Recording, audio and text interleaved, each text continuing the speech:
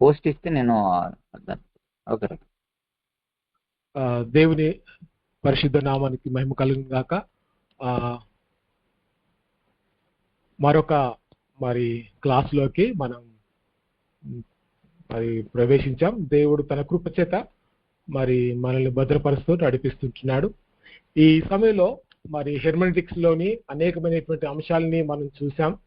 ఒక పుస్తకాన్ని మనం స్టడీ చేస్తున్నప్పుడు దాంట్లో ఏ ఏ విషయాలు మనం గమనించాలి, సందర్భాన్ని మనం గమనించాలి, ఆ సందర్భం ఎట్లా ఉన్నది అనేది తెలుసుకోవాలి. అదే రీతిగా అక్కడ ఉన్నటువంటి చారిత్రక నేపథ్యం, వారి యొక్క జీవన విధానం, రచయిత యొక్క ఉద్దేశం, అదే కాకుండా చదువుతున్నటువంటి ఆడియన్స్ కూడా ఎలాంటి ద్వేషభావం లేకుండా వారు ఎంటీ మైండ్ తో దేవుని యొక్క వాక్యాన్ని చదవాలి అనే విషయాన్ని మనము నిన్నటి వరకు చూసాం.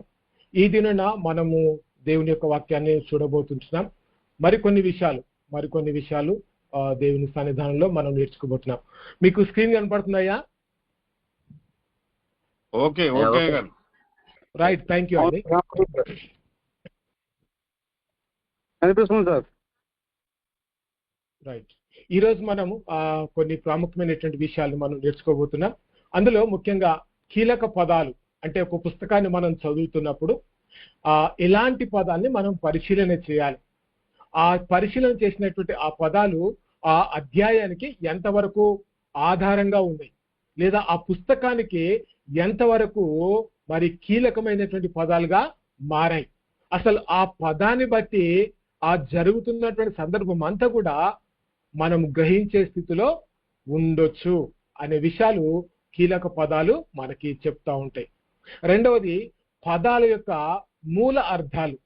కొన్ని పదాలు తెలుగులో లేవు, ఎందుకంటే బైబిల్ రాయబడ్డది హెబ్రీ గ్రీకు భాషలో కాబట్టి ఆ పదాలని మనము తర్జుమా చేసుకొని వాటి యొక్క అర్థాలను బట్టి దేవుని యొక్క వాక్యాన్ని మనం చదివి అర్థం చేసుకుంటున్నాం.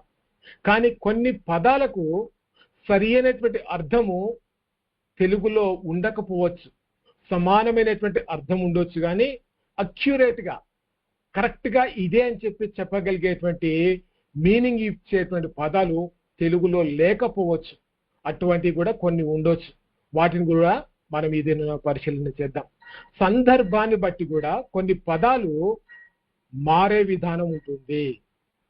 సందర్భాన్ని బట్టి పదాల మధ్య అర్థం అనేది కూడా మారుతుంది. ఎట్లా మారుతుంది, దానికి సంబంధించినటువంటి విషయాలన్నీ కూడా ఈ దినం మనం చూద్దాం.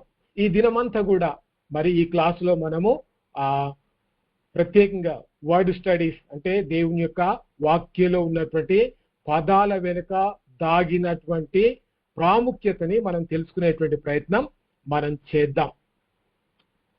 కీలక పదాలు మనం చూస్తున్నప్పుడు లేఖనాల్లో ఒక అధ్యాయాన్ని లేదా పేరాగ్రాఫ్ ని ధ్యానించేటప్పుడు కొన్ని పదాలు గంభీరమైనటువంటి అర్థాన్ని ఇస్తూ ఆ వాక్య భాగానికి ఒక గుండెకాయలాగా అనిపిస్తుంది.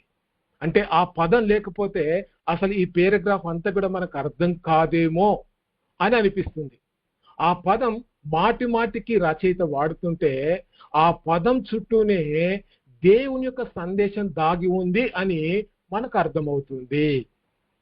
అంటే ఒక అధ్యాయం చదివినప్పుడు లేదా ఒక పుస్తకం అంతా కూడా మనం చదువుతున్నప్పుడు ఒకే ఉద్దేశంతో రచయిత ఆ పుస్తకాన్ని, ఆ అధ్యాయాన్ని రాస్తున్నప్పుడు అందులో తాను చెప్పాలనుకున్నటువంటి సందేశం యొక్క ఒక ముఖ్యమైనటువంటి పదాన్ని ఆయన రాస్తానికి ప్రయత్నం చేస్తూ ఉంటాడు. మాటి మాటికి ఆ పదమే ఆయన వాడుతున్నాడు అంటే దాని నుంచి ఏదో సందేశం చెప్పాలని ఆయన ఆశపడుతున్నాడు అని మనం అర్థం చేసుకోవాలి. ఇక్కడ కొన్ని ఉదాహరణలు నేను ఇస్తుంటున్నాను. ఎవరైనా చెప్తారా ఈ రెఫరెన్స్ ఏంటో? మోషేతో దేవుడు మాట్లాడుతూ నేను ఉన్నవాడను అని అన్నాడు. చెప్తారా ఎవరైనా రెఫరెన్స్? నిర్గమకాండం 3వ అధ్యాయం 16 అనుకుంటున్నాను. అమ్మా, రైట్. ఇక్కడ సందర్భాన్ని మనం గమనిస్తా ఉన్నట్లయితే దేవుడు మోషేని నాయకుడిగా సిద్ధపరిచి తన ప్రజల్ని నడిపించడానికి అతన్ని పిలుస్తున్నటువంటి సందర్భంలో మోషే అడుగుతున్నాడు, అయ్యా నువ్వెవరు, ఒకవేళ నువ్వు ఏంటి అనేది ఎవరైనా అడిగితే నేనేం చెప్పాలి అని ఆయన మరి మాట్లాడుతున్నటువంటి సందర్భంలో దేవుడు అక్కడ మీరు గమనించాలి, నేను ఉన్నవాడను అని చెప్పాడు. Very clear. ఈ మాటని మీరు గమనించాల్సిన విషయం, హెబ్రీ భాషలో మొట్టమొదట అచ్చులు ఓవెల్స్ మాత్రమే వ్రాసేటువంటి వారు. గమనించాలి. అంటే ఆ ఓవెల్స్ ని రాస్తున్నప్పుడు ఆ రాసినటువంటి ఆ ఓవెల్స్ ని పలకడానికి వారికి సరి అయినటువంటి అర్థం ఇచ్చేటువంటి పదంగా ఉండేది కాదు. ఆ పదం పలికిన దానికి సరి అయినటువంటి అర్థం ఏంటి అని తెలుసుకునే పరిస్థితిలో వాళ్ళు లేరు. అందుకే దేవుని గురించి రాస్తున్నప్పుడు, ముఖ్యంగా నేను ఉన్నవాడను అనే సందర్భాన్ని రాస్తున్నప్పుడు వారు మరి యహ్వే అనేటువంటి పదాన్ని వాళ్ళు మరి రాసి ఉంటున్నారు గ్రీకు పండితులు.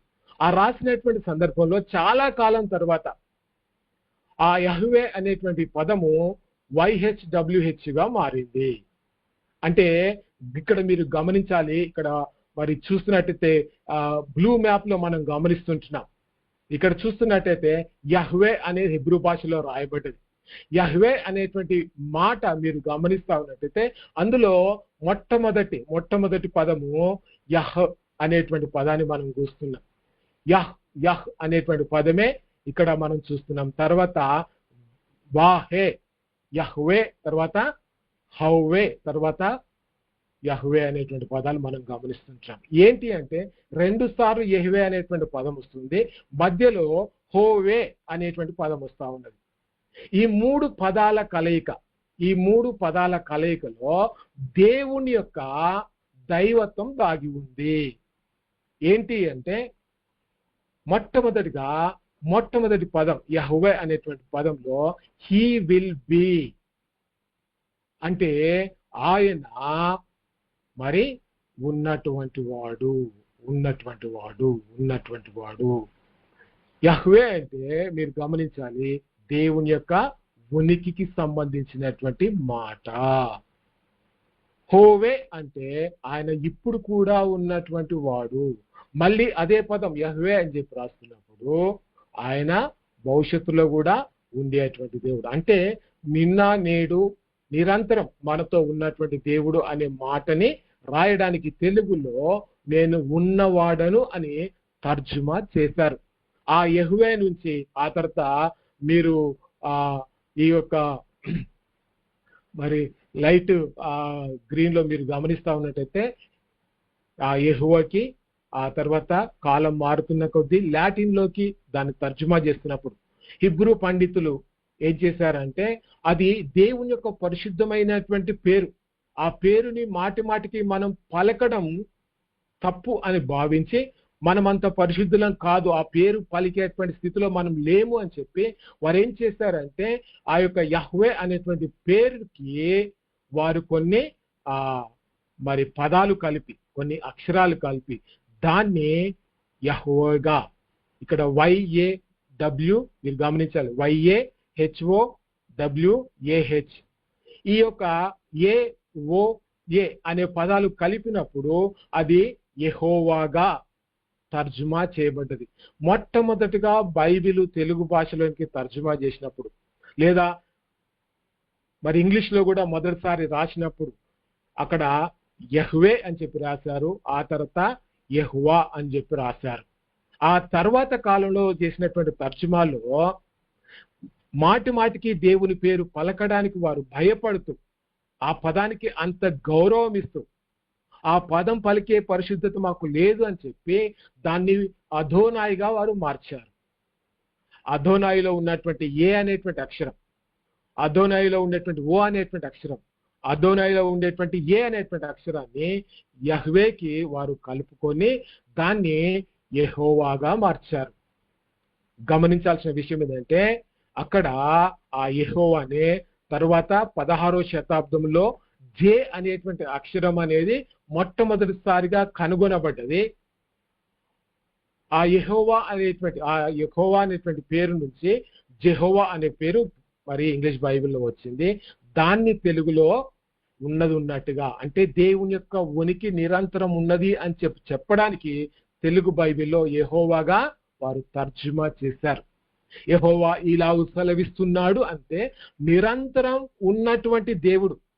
కాలం మారుతూ ఉండొచ్చు కానీ మార్పు లేనటువంటి దేవుడు ఇలాగు సెలవిస్తున్నాడు అని చెప్పి ఆ పదం వెనుక దాగినటువంటి అర్థం.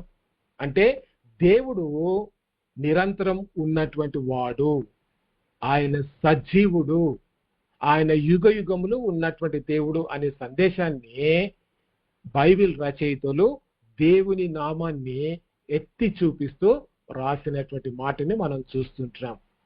ఇక్కడ కీలక పదం ఏంటి అంటే దేవుడే. కీలక పదం ఏంటి అంటే దేవుడే. మీరు గమనించాల్సిన విషయం ఏంటంటే 4 పదాలు ఆ దేవుని యొక్క ఉనికిని మనకి కనిపిస్తూ ఉంటాయి. ఆ తర్వాత మీరు గమనిస్తే కొన్ని కీలక పదాలని గుర్తించేటువంటి పద్ధతి ఎట్లా గుర్తిస్తాం?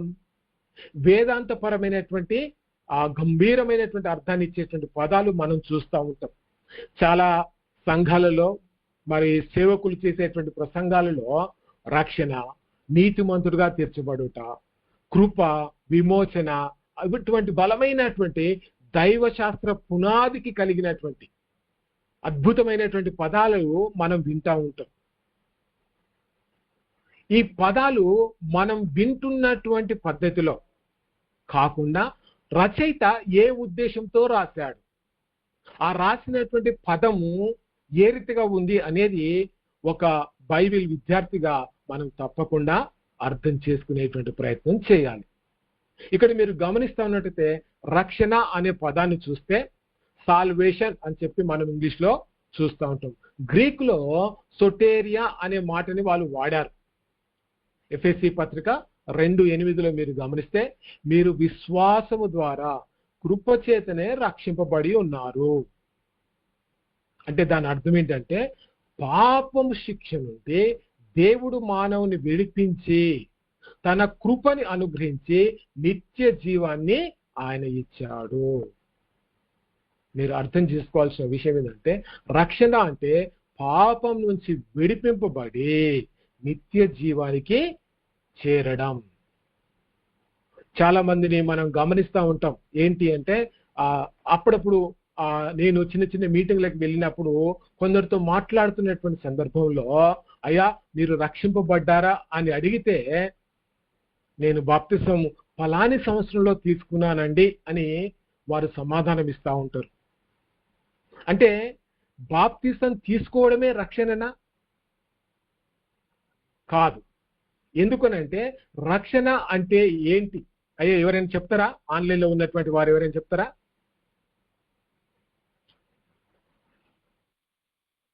అయ్యా ఎవరైనా మాట్లాడవచ్చు.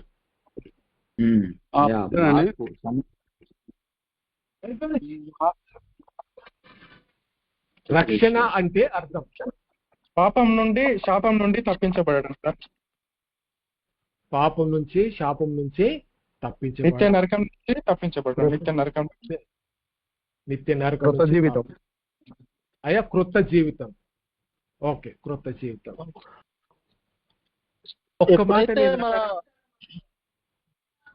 ఎప్పుడైతే మన పాపాలను ఎప్పుడైతే మనం అంగీకరించి మారు మనసు పొందుతామో అప్పుడే రక్షణ అనుభవంలోకి వచ్చినట్లే. Okay okay. రాబో ఉగ్రత నుండి తప్పించడం, పాపపు ఉగ్రత నుంచి తప్పించబడడం. ఇంకా తిరిగి జన్మించడం. తిరిగి జన్మించడం. ఓకే. చాలా యేసుక్రీస్తు ప్రభువుని స్వరక్షకుడిగా ఒప్పుకొని పాపములు విడిచిపెట్టి మారు మనసు పొందటం రక్షణ. Okay okay. ఇంతకాలం బ్రతికిన జీవితాన్ని నూతన సృష్టిలోకి తేవడమే రక్షణ.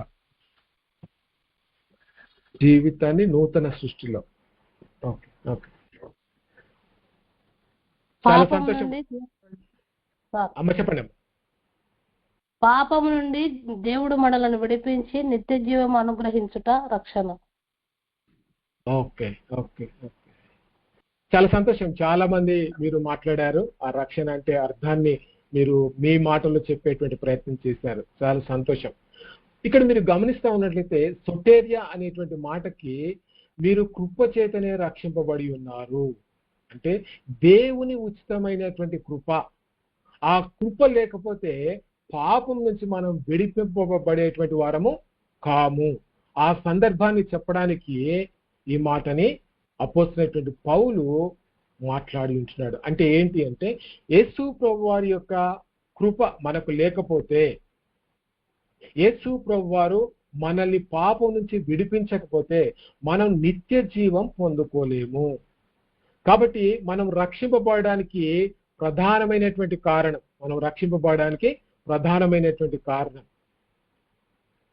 నేను ఎవరన్నా ఒకరు దయచేసి అన్మ్యూట్ చేసుకొని మీరు ఎట్లా రక్షింపబడ్డారో, మీరు రక్షింపబడినటువంటి విధానం 1-2 మాటలు ఎవరైనా చెప్తారా? మీ రక్షణ అనుభవం 1-2 మాటల్లో.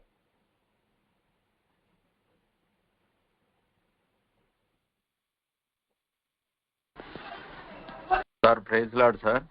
ప్రైజ్ లార్డ్ అండి. నిజామాబాద్ నుంచి సార్. చెప్పండి. నేను తో ఉన్నప్పుడు దేవునికి ప్రార్థన చేస్తే, సేవకుల దగ్గర ప్రార్థన చేసినప్పుడు మరి నాకు స్వస్థత జరిగిన తర్వాతనే రక్షణ తీసుకున్నాం సార్. ఆ రక్షణ తీసుకోవడం అంటే ఏంటి?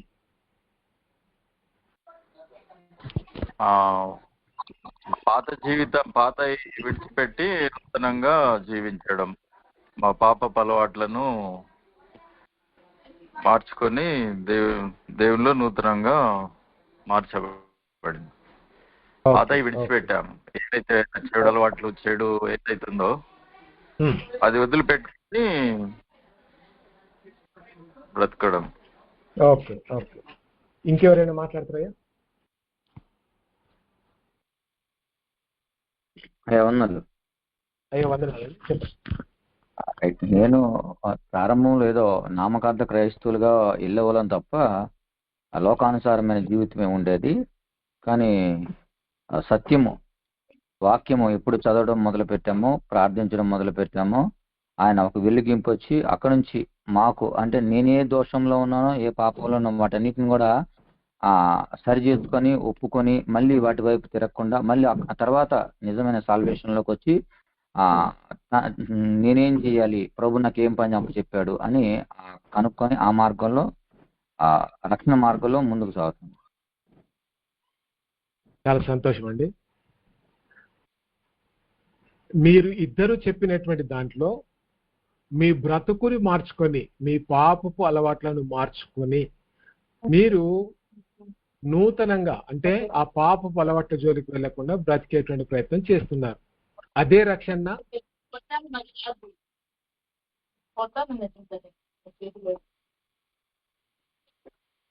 అయ్యా ఇంకెవరైనా మాట్లాడుతున్నారు రక్షణ? మా ప్రైజ్ లార్డ్ అమ్మా, చెప్పండి. యేసు ప్రభువుని అంగీకరించడమే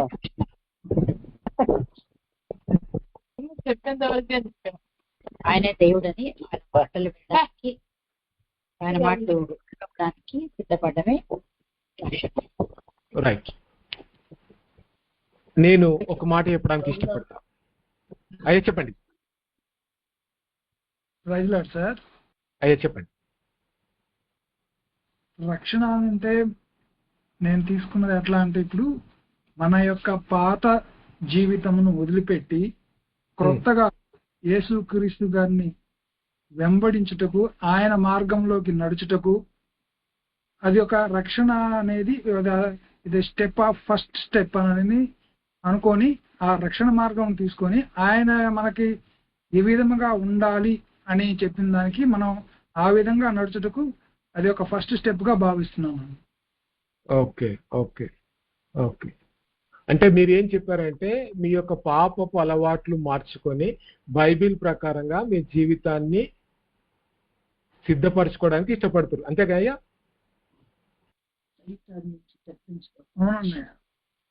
అదేవిధంగా ఒక సైతాను వాడి నుండి కూడా తప్పించుకొని ప్రభు మార్గంలోకి నడుచుతారు.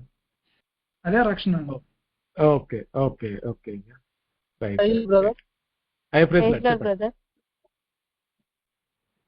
మాట్లాడండి.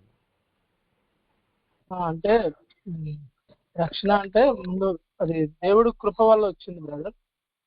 అంటే అర్హత లేకపోయినా అంటే అర్హత లేని వారికి ఆయన రక్షించుకున్నాడు. అర్హత లేని వారికి కూడా ఆయన కృప చొప్పున ఆయనకు రక్షణ అనుగ్రహించాడు. ఆయన కృపే రక్షణ అని నేను అనుకుంటున్నాను. అర్హత లేని వారికి దేవుడు ఇచ్చినటువంటి గొప్పదే రక్షణ. Okay okay.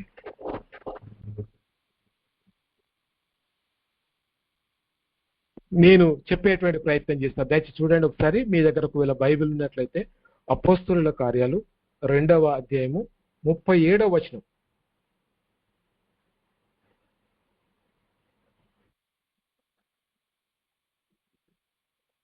వారు ఈ మాట విని హృదయంలో నొచ్చుకొని, సహోదరులారా మేమేమి చేతుమని పేతురును కడమ అపోస్తలులను అడుగగా.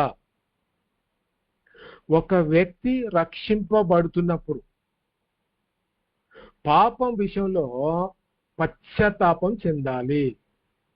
అంటే తాను పాపంలో ఉన్నానని గ్రహింపుకు రావాలి. అదే సమయంలో పాపం ద్వారా వచ్చేటువంటి శిక్ష యొక్క మరి ఆ ఉగ్రతని గ్రహించి దాని నుంచి బయటపడడానికి రక్షకుడు ఎవరు అని ఆలోచన కలిగి యేసు ప్రభువారిని సొంత రక్షకునిగా హృదయంలో అంగీకరించి తమ పాపాన్ని ఒప్పుకుంటున్నప్పుడు దేవుడు తన బిడ్డగా ఆయన మనల్ని చేర్చుకున్నాడు అనేటువంటి ఒక నిశ్చేత నమ్మకము దేవుని యొక్క వాక్యం చేత హృదయంలో కలిగేటువంటి మరి అనుభవం చేత మనం నిశ్చేతలోనికి వస్తాం. అప్పుడు మనం నిజంగా రక్షింపబడ్డట్టు. జీవితం మార్చుకోవడానికి, చెడు అలవాట్లను వదిలిపెట్టడానికి మీరు గమనిస్తా ఉన్నట్టయితే అది ఎవరైనా చేయగలుగుతారు. రక్షణ అనేది పాపముల నుంచి, దాని ద్వారా వచ్చేటువంటి శిక్ష నుంచి మనము విడిపింపబడడానికి మన హృదయంలో సిద్ధపడుతూ మన పాపాన్ని ఒప్పుకుంటూ దేవుడు ఆ ఒప్పుకున్నటువంటి పాపాన్ని క్షమించాడు అనేటువంటి నిశ్చేతలకు వచ్చినప్పుడు ఆయన బిడ్డగా మనం బ్రతకగలుగుతాం. సో కాబట్టి రక్షణ అది కేవలము హృదయంలో దేవుడు నా పాపాన్ని క్షమించాడు అనేటువంటి విశ్వాసం ద్వారా అర్హత లేనటువంటి మనకి దేవుడు తన కృపనిచ్చి మనల్ని తన బిడ్డగా చేర్చుకొని పాపం ద్వారా వచ్చేటువంటి శిక్ష నుంచి విడిపించి మనల్ని నిత్య రాజ్యానికి వారసులుగా చేయడమే రక్షణ. రక్షణ మన హృదయంలో మొట్టమొదటిగా జరుగుతుంది. మన పాపాన్ని ఒప్పుకొని దేవుడు నా పాపాన్ని క్షమించాడనే నమ్మకంలోకి వచ్చిన తర్వాత అప్పుడు మన సంఘంలో సభ్యులుగా చేర్చబడితే అక్కడ ఉన్నటువంటి పాస్టర్ గారు మనకు బాప్తిసం ఇస్తాడు. బాప్తిసానికి రక్షణకి సంబంధం లేదు, ఇది హృదయానికి సంబంధించింది. ఇక్కడ పేతురు ప్రసంగం చేసినప్పుడు వారు హృదయంలో నొచ్చుకున్నారు, బాధపడ్డారు, వారి స్థితిని బట్టి వారు వేదన చెందారు. రక్షింపబడడానికి అయ్యా మేమేం చేయాలి అని చెప్పి పేతురుని అపోస్తలుని వారు అడిగారు. అంటే ఏంటంటే టు టర్న్, తాము నడుస్తున్నటువంటి మార్గం నుంచి వారు వెనుదిరిగి తమ జీవితాన్ని, తమ యొక్క మార్గాన్ని మార్చుకుంటూ దేవుని దగ్గరికి రావడమే రక్షణ. అందులో దేవుడు మన పాపాన్ని క్షమించాడు అనేటువంటి నిశ్చయత ఖచ్చితంగా మనకు ఉండాలి. ఆ నిశ్చయత ఉంటేనే మనం రక్షణలోకి వచ్చినట్టు అనుభవము మనం తప్పకుండా కలిగి ఉండాలి. రెండవది మీరు చూస్తున్నట్లయితే నీతిమంతులుగా తీర్చబడుట, జస్టిఫికేషన్ బై ఫెయిత్ అని చెప్పి మాట్లాడుతూ ఉంటాం. అంటే విశ్వాసం ద్వారా దేవుడు మనల్ని నీతిమంతుడిగా తీర్చాడు. ఇక్కడ నీతిమంతుడిగా తీర్చబడడం అనేది గ్రీకులో మీరు గమనిస్తే డైకోసిస్ అనేటువంటి మాట వాడి ఉంటున్నారు. అంటే ఏంటి? విశ్వాసం చేత మనం నీతిమంతులుగా తీర్చబడిన వారమై. రోమిల రాష్ట్ర పత్రిక 5వ అధ్యాయము 1వ వచనంలో నీతిమంతుడుగా తీర్చబడడం అంటే మనం నిజంగా పాపరాహిత్యులమయ్యామని కాదు. ఈ మాట చాలా జాగ్రత్తగా గమనించాలి. అంటే ఏంటి? మనం పూర్తిగా పరిశుద్ధులమైపోయాం, ఇంకా పాపంతో మనకు సంబంధమే లేదు, మనం పూర్తిగా పరిశుద్ధులం, దేవునిలాగా మనం బ్రతుకుతున్నటువంటి వారం అని అనడానికి వీల్లేదండి. గమనించండి, దేవుని నమ్ముకొని బాప్తిసం తీసుకొని ప్రభు పనిలో చేయిస్తున్నటువంటి చాలా మంది ఇంకా పాపంలోనే మన కళ్ళ ముందు కనిపిస్తూ ఉంటారు. ఎందుకు అలా జరుగుతుంది? ఎవరైనా చెప్తారాయా? ఒక్క మాట. సరైన బోధలో లేకపోవడం, పశ్చాత్తాపం లేకపోవడం సార్, మారు మనసు లేకపోవడం, పశ్చాత్తాపం లేకపోవడం. అయ్యా ఇంకా సరైన బోధలో వాళ్ళు నడవకపోవడం. సరైన బోధలో వాళ్ళు నడకపోవడం, పశ్చాత్తాప పడకపోవడం. ఇంకా వాత వేయబడిన మనస్సాక్షి, వాత వేయబడినటువంటి మనస్సాక్షి. ఇంకా దేవుని భయం లేకపోవడం కూడా సార్. దేవుని భయం లేకపోవడం కూడా. అవును. ఇంకా అవిశ్వాసంలో నిర్లక్ష్యం. అవిశ్వాసంలో నిర్లక్ష్యం. కానీ వాళ్ళు సంఘంలో ఉంటున్నారయ్యా. లేకపోవడం, రక్షణను గురించి సరి అయిన నిశ్చయత లేకపోవడం. ఆ నిశ్చయత లేకపోవడం. Okay okay.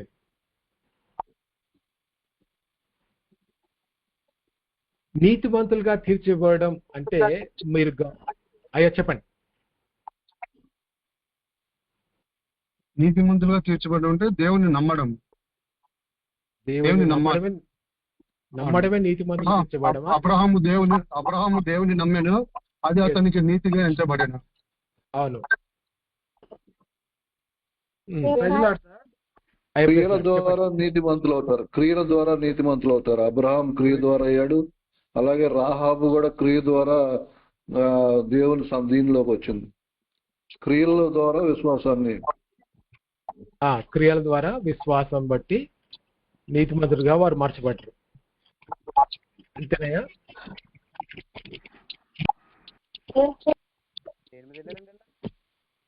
అయ్యా ఇంకా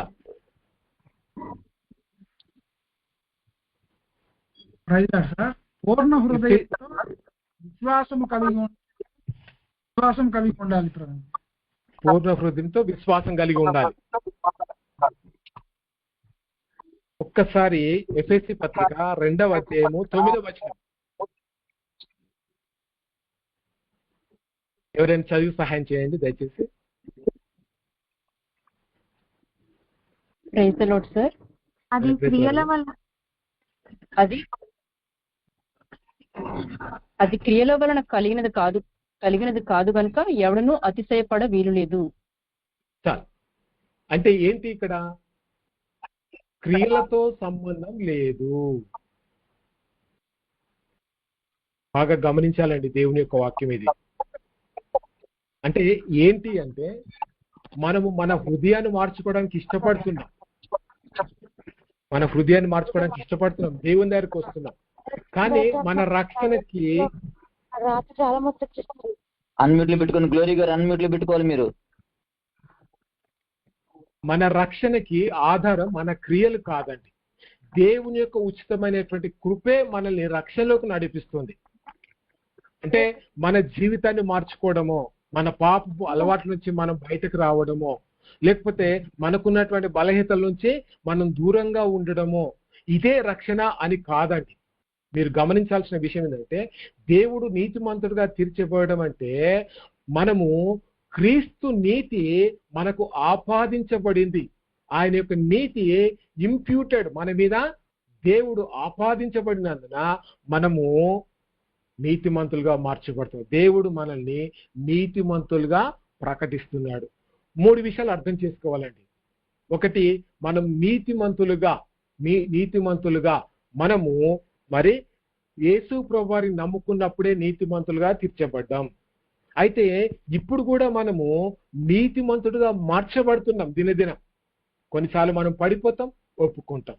కొన్నిసార్లు మనము మన రక్షణని పూర్తిగా కోల్పోతాం. కొన్నిసార్లు మనం దేవుల్లో నమ్మకంగా బ్రతకడానికి ప్రయత్నం చేస్తూ ఉంటాం. అయితే దినదినం మనం ఏం చేస్తున్నామంటే దేవుని యొక్క నీతి మనల్ని కొంచెం కొంచెంగా ఆయనకు దగ్గర చేస్తుంది.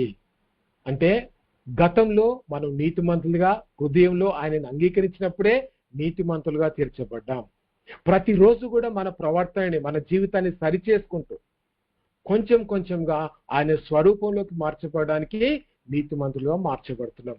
కానీ సంపూర్ణమైనటువంటి నీతిమంతుడుగా మనం ఎప్పుడు మార్చబడుతున్నామంటే మనం మన శరీరాన్ని విడిచి దేవుని దగ్గరికి వెళ్ళినప్పుడు మాత్రమే అది సాధ్యమవుతుంది.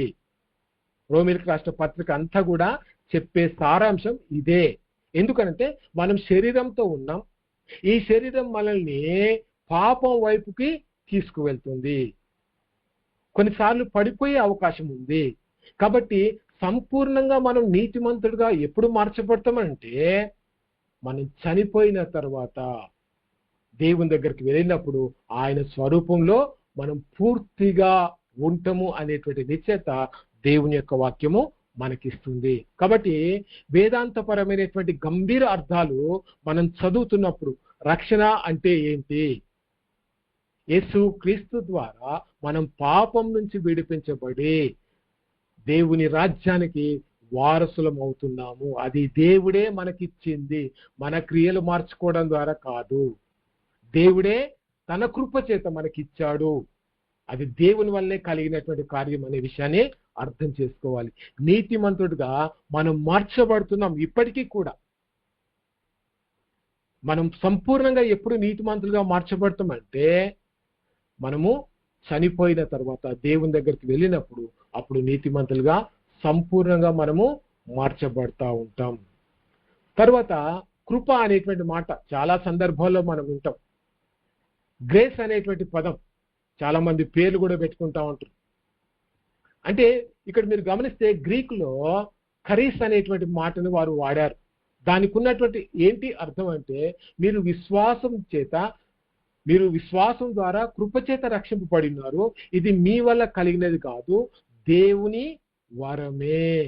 అంటే కృపచేత దేవుడు మనల్ని కనికరించకపోతే, దేవుడు తన దయని మనకి ఇవ్వకపోతే మనం ఇంకా పాపంలోనే ఉండేటువంటి వారం. దేవుడే ఏం చేస్తాడంటే మానవుని రక్షించడానికి ఆయన తను తానే బలిగా అర్పించుకొని మనం రక్షింపబడడానికి తన కృప, తన దయ మనకి అనుగ్రహించినటువంటి విధానాన్ని బట్టి మనం రక్షింపబడ్డాం. ఎఫెసీ పత్రిక 2వ అధ్యాయం 8వ వచనంలో మనం గమనిస్తుంటున్నాం. ఏంటి అంటే రక్షణ అనేది మన మంచి పనుల ఫలితం కాదు. 8-9 వచనాలలో ఇదే రాయబడ్డది. మన మంచి పనులను బట్టి కాదు, కేవలం దేవుని వైపు నుంచి మాత్రమే, దేవుడు మన మీద చూపిస్తున్నటువంటి దయను బట్టి మాత్రమే మనము రక్షణలోకి ఆయన కృప చేత, ఆయన దయ చేత ఆయన బిడ్డలుగా మనం మార్చబడ్డాం. ఇది దేవుని కృప ద్వారా లభించేటువంటి వరం. యేసు క్రీస్తు ద్వారా దేవుడు తన కృపని మనుషులకి ఆయన చూపించాడు. అంటే దేవుడే తన దయ, తన కృప, కరీష్ అనేటువంటిది దేవుడు మనకి అనుగ్రహించాడు. నిబంధన అనేటువంటి మాట కూడా చాలా సందర్భాల్లో పాత నిబంధనలో ఈ పదం ఎక్కువగా మనం గమనిస్తూ ఉంటాం. హెబ్రీ భాషలో రాయబడినటువంటి పదాన్ని మీరు గమనిస్తే బెరీత్ అనేటువంటి మాట. ఈ బెరీత్ అనేటువంటి పదము రకరకాలుగా వాడబడ్డదండి. ఏంటి అంటే ఒక ఇద్దరి మధ్య ఉన్నటువంటి ఒప్పందం, ఒకరితో ఒకరు చేసుకునేటువంటి ఒప్పందం. అంతేకాదు ఒక బంధం, ఇప్పటి నుంచి మనం ఇద్దరం కూడా ఒకటే అనేటువంటి ఒక బంధంలోకి రావడం. అంతేకాదు ఇది తరతరాలకు నిలిచి ఉండే ఒక నిబంధన, ఇది మారదు ఈ నిబంధన అని చెప్పి దేవుడు చెప్తున్నటువంటి సందర్భాన్ని కూడా మనం చూస్తాం. ఇదిగో నేను ఇశ్రాయేలు ఇంటి వారితో క్రొత్త నిబంధన చేయుదును అంటే దాని అర్థం ఏంటంటే దేవుడు తన ప్రజలతో ఒక ఒప్పందం, ఒక బాధ్యత కూడినటువంటి ఒక సంబంధాన్ని ఆయన తిరిగి స్థాపించడానికి ఇష్టపడుతున్నాడు. మీరు ఇశ్రాయేలు ప్రజల జీవితాన్ని గమనిస్తే వారు మరి దేవుడు ఏదైనా అద్భుతం చేసినప్పుడు దేవుని స్తుతించేవారు, కొంతకాలం భక్తిగా బ్రతికేటువంటి వారు. ఆ తర్వాత మళ్ళీ విగ్రహారాధన, అన్యులతో వివాహం చేసుకోవడం, ఆ తర్వాత వారు దేవుని మర్చిపోయి విగ్రహాన్ని పూజించడం అనేది వారి జీవితంలో చాలా సందర్భాల్లో జరిగిన సంఘటనలు మనం పాత నిబంధనలో చూస్తూ ఉంటాం. కొన్ని సందర్భాల్లో బైబిల్లో కొందరితో దేవుడు తన నిబంధనని ఆయన ఏర్పాటు చేసుకున్నాడు.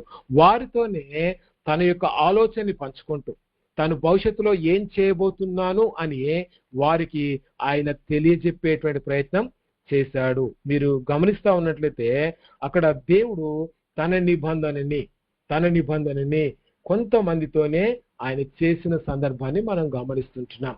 నిబంధన అంటే ఒక ఒప్పందం, ఇద్దరి మధ్య ఒక ఒప్పందం.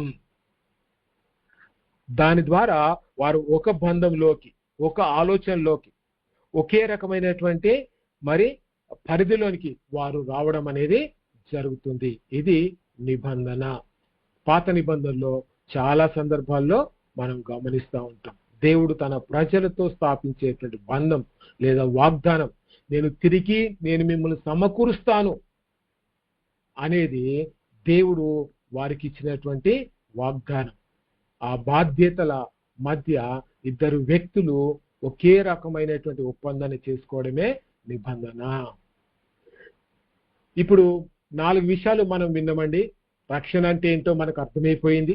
నీతిమంతుడుగా తీర్చబడడం అంటే ఏంటో మనకు అర్థమైపోయింది. ఆ తర్వాత కృప అంటే ఏంటో మనకు అర్థమైపోయింది. నిబంధన అంటే కూడా మనకి అర్థమైపోయింది. ఇది వేదాంతపరమైనటువంటి గంభీరమైనటువంటి అర్థం ఇచ్చేటువంటి పదాలు. అంటే బైబిల్ మనం నేర్చుకుంటున్నప్పుడు సిస్టమేటిక్ థియాలజీ అనేది ఒక సబ్జెక్టు ఉంది. దాంట్లో 10 సిద్ధాంతాలు ఉంటాయి. ఆ 10 సిద్ధాంతాలలో ఈ మాటలు మనం ఇంకా కొంచెం ఎక్కువగా నేర్చుకునేటువంటి అవకాశం ఉంది. సో కాబట్టి సిద్ధాంతపరమైనటువంటి పదాలు మనం చదువుతున్నటువంటి లేఖన భాగంలో ఏమైనా ఉన్నవా, ఉంటే వాటి వెనక ఉన్నటువంటి అర్థం ఏంటి అనేది మనం తెలుసుకునేటువంటి ప్రయత్నం మనం తప్పకుండా చేయాలి. మనం చదువుతున్నప్పుడు కొన్ని ఆజ్ఞలు మనకి కనబడతాయి, కొన్ని క్రియలు అంటే మనం చేయాల్సినటువంటి మరి పనులకు సంబంధించినటువంటి మాటలు కూడా మనం చూస్తాం. బైబిల్లో క్రియారూపకమైనటువంటి విషయాలు చాలా ముఖ్యమైనటువంటి విషయాలు.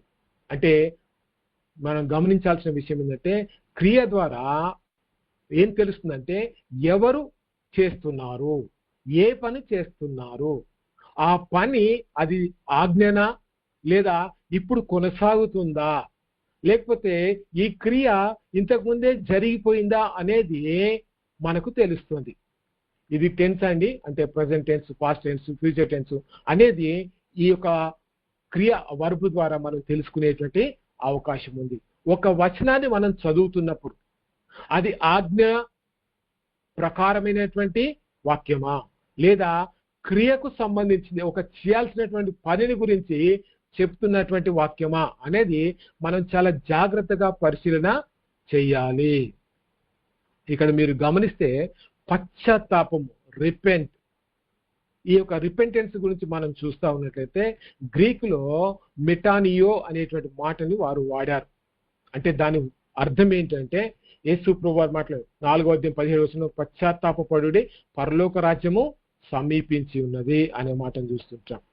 ఒక వ్యక్తి తన పాపాన్ని గురించి ఇలా జీవించడం సరైంది కాదు అని చెప్పి తను నడుస్తున్నటువంటి మార్గం నుంచి తన యొక్క మార్గాన్ని తిప్పుకొని వెనకకు వెళ్ళడమే పశ్చాత్తాపము.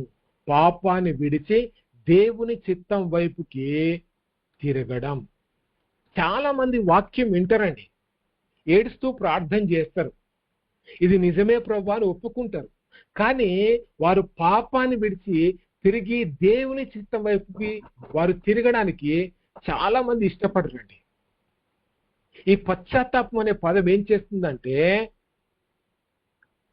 ఇక్కడ మీరు గమనిస్తా ఉన్నట్లయితే చూడండి, ఈ పశ్చాత్తాపపడుడి అనేటువంటి క్రియ ఏం మాట్లాడుతుందంటే అది ఒక వర్బ్. ఏంటి అంటే క్రియారకమైనటువంటి పదం. మీరు గమనించాల్సిన విషయం ఏంటంటే ప్రజెంట్ ఇంపారిటివ్ టెన్స్, అంటే వర్తమాన ఆజ్ఞార్థకమైనటువంటి క్రియ. అంటే ఇప్పుడే మనం చేయాల్సినటువంటి ఒక పని దాని గురించి మాట్లాడుతుంది. మనం బైబిల్లో చదువుతున్నటువంటి పదము అది ఏ టెన్స్ లో ఉంది, ఏ కాలాన్ని గురించి మాట్లాడుతుంది, ఇక్కడ మీరు గమనిస్తే వర్తమాన కాలాన్ని గురించి ఇప్పుడే ఇప్పుడే ఇప్పుడే అనే మాటని మనం గమనించాలి. అంతేకాదు ఇది పడుడి అంటే ఒక్కరికి సంబంధించిందా, ఏకవచనమా? ఇది కాదు. ఏంటి అంటే ఇది బహువచనం, ప్లూరల్. అర్థం చేసుకోవాలి. ఒక మాటని మనం చదువుతున్నప్పుడు దాని కాలం ఏంటి అనేది తెలుసుకొని అది ఏకవచనమా లేకపోతే బహువచనమా, ఒక్కరి గురించే మాట్లాడుతుందా ఆ మాట, అందులో ఎంతమంది ఉన్నారు, ఎవరెవరు ఉన్నారు అనేది కూడా మనం తెలుసుకునేటువంటి ప్రయత్నము చేయాలి. ఆ తర్వాత అందులో ఉన్నటువంటి వ్యక్తి, పురుషం అంటే పర్సన్, ఏ పర్సన్ మాట్లాడుతా ఉన్నాడు, ఏ పర్సన్ కి ఈ మాట చెందుతుంది. ఇక్కడ రెండవ పురుషం అంటే సెకండ్ పర్సన్ కి సంబంధించినటువంటి మాట. ఒక వ్యక్తి ఇంకొక వ్యక్తితో మీరు పశ్చాత్తాపపడండి అని చెప్పి ఇప్పుడే పశ్చాత్తాపపడమని చెప్తున్నటువంటి సందర్భం. అంటే అక్కడ ఇద్దరు వ్యక్తులు ఉన్నారు. మొదటి వ్యక్తి రెండో వ్యక్తిని పశ్చాత్తాపంలోకి నడిపించడానికి ఇదే సమయం అని చెప్పడానికి వాడినటువంటి పదమే పశ్చాత్తాప పడుడి. మనం చదువుతున్నటువంటి ప్రతి పదం వెనక మీరు గమనించాలి. ఇంతకుముందు ఏం చేసామంటే అది మరి ఏ కాలానికి సంబంధించిన పదం, అది ఏ సందర్భానికి సంబంధించినటువంటి పదం, ఏ రచయిత ఎవరికి రాశాడు, ఎందుకు రాశాడు, ఎప్పుడు రాశాడు, అక్కడ జరుగుతున్నటువంటి సంఘటన ఏంటి అనేది తెలుసుకుంటూ దాని కాలాన్ని కూడా మనము తెలుసుకునేటువంటి ప్రయత్నం తప్పకుండా చేయాలి. ఇక్కడ ఒక చిన్న ఉదాహరణ ఇచ్చే ప్రయత్నం చేశాను. మీరు గమనిస్తే జెహోవా జైరా, యెహోవా ఈరే అనే మాటని మనం చూస్తూ ఉంటాం. అబ్రహాము మరి తన ఒక్కడైన కుమారుని బలి అర్పిస్తున్నటువంటి సమయంలో ఆ స్థలంకు మరి దేవుడు మరి ఒక అద్భుతం చేసి తన కుమారునికి బదులుగా అక్కడ ఒక పొట్టెల్ని దేవుడు ఉంచినప్పుడు మీరు గమనించాలి. మరి అబ్రహాం మాట్లాడేటువంటి మాట ఏంటంటే యెహోవా ఈరే అని చెప్పి ఆ స్థలానికి ఆయన పేరు పెట్టాడు. ఆదికాండం 22వ అధ్యాయం 14వ వచనం గమనిస్తున్నా. యెహోవా పర్వతం మీద ఇది ఆయనే చూసుకుంటాడు అనే నమ్మకం, ఆ విశ్వాసం అబ్రహాంలో కనిపిస్తుంది. ఇది కూడా మీరు గమనిస్తే క్రియాపదం చూచుకొనును. యెహోవా ఈరే అంటే యెహోవా చూచుకొనును అంటే ఇప్పుడు ప్రజెంట్ ఆయన ఈ పనిని ఆయనే చూసుకుంటూ ఉన్నాడు అనే నమ్మకంలో అబ్రహాం ఉన్నాడు.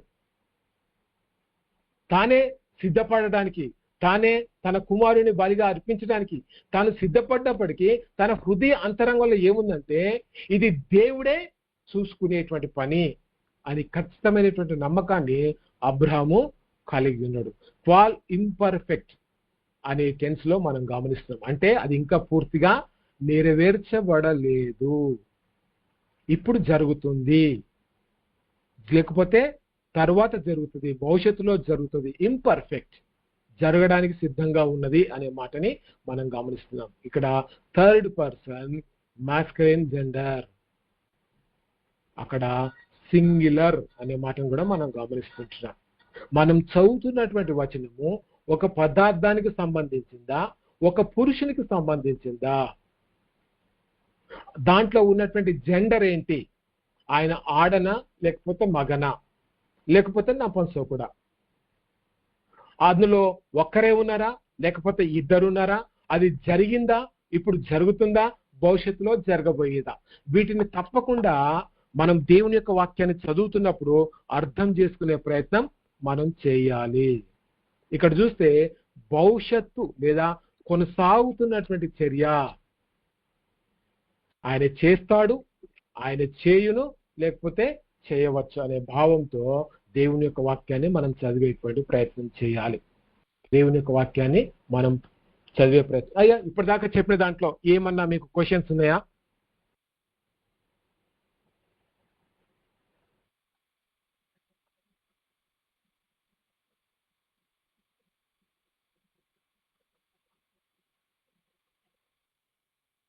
బ్రదర్ వందనాలు అన్నా. అయ్యా వందనాలు, చెప్పండి.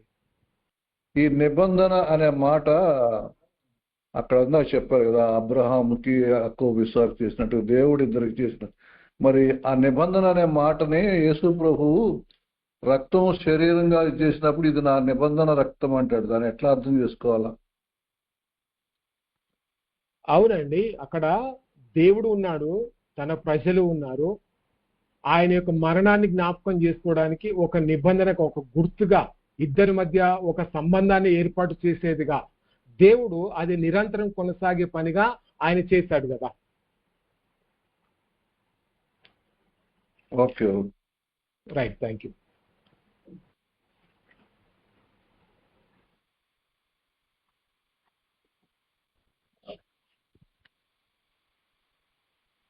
అయ్యా ఉన్నాయా ఇంకేమైనా? నేను ఇప్పుడు చెప్పిన దాంట్లో నుంచే అడగండి దయచేసి.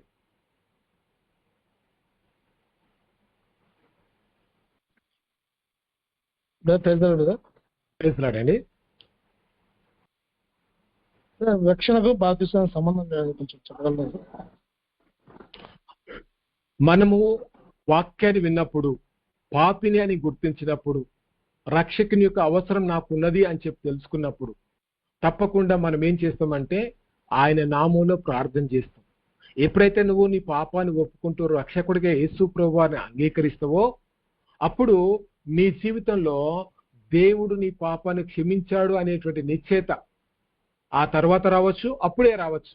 కానీ ఆ రక్షణ నిశ్చయత నీకు వచ్చినప్పుడు నువ్వు నిజంగా నేను ఇప్పుడు దేవుని బిడ్డను అనే నమ్మకంలోకి నువ్వు రాగలుగుతావు. అదే రక్షణ. బాప్తిసం ద్వారా మనం రక్షింపబడం.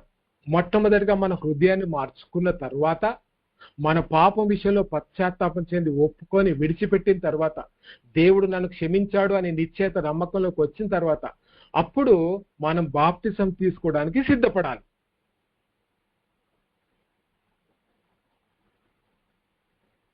అయ్యా క్లియరా? Okay okay sir, clear sir, thank you sir. Right, thank you.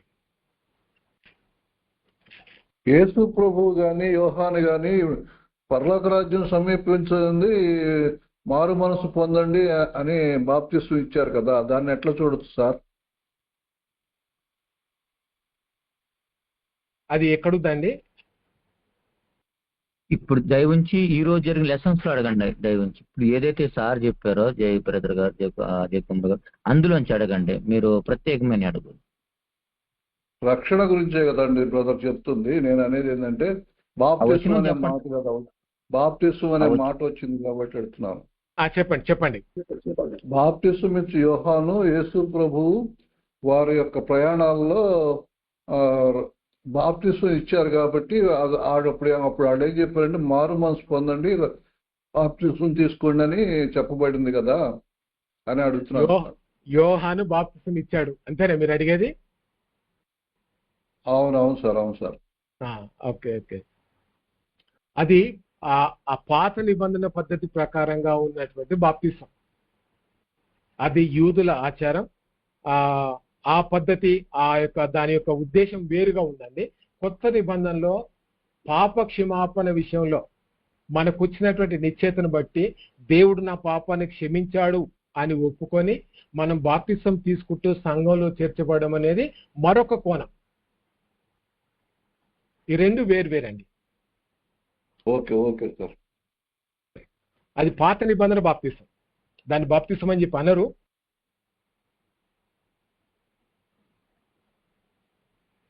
ఇంకా ఎవరైనా?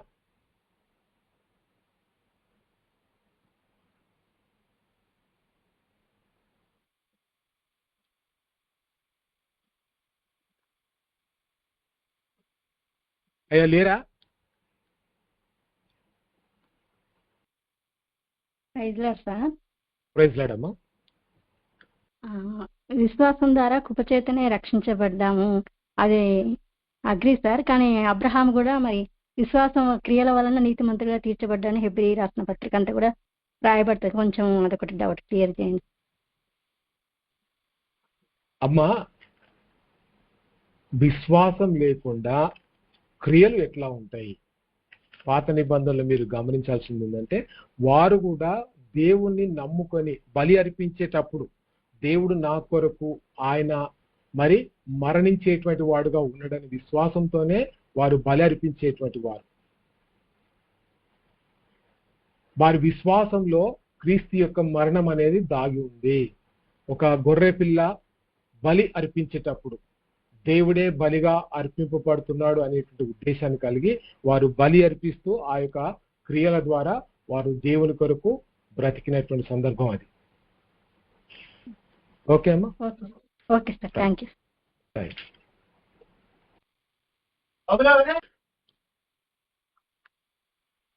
ఓకే అండి, ముందుకెళ్దాం.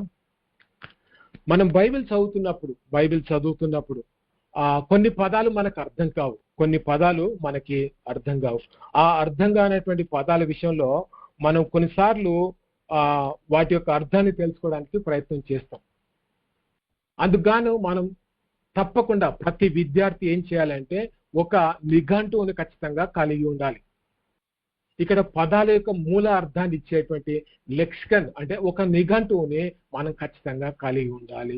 ఎందుకంటే ఆ పదాలు రాయబడినటువంటి సందర్భం, ఆ పదాల వెనుక ఉన్నటువంటి సంస్కృతి, ఆనాటి సామాజిక నేపథ్యం ఏంటో మనకు తెలియదు.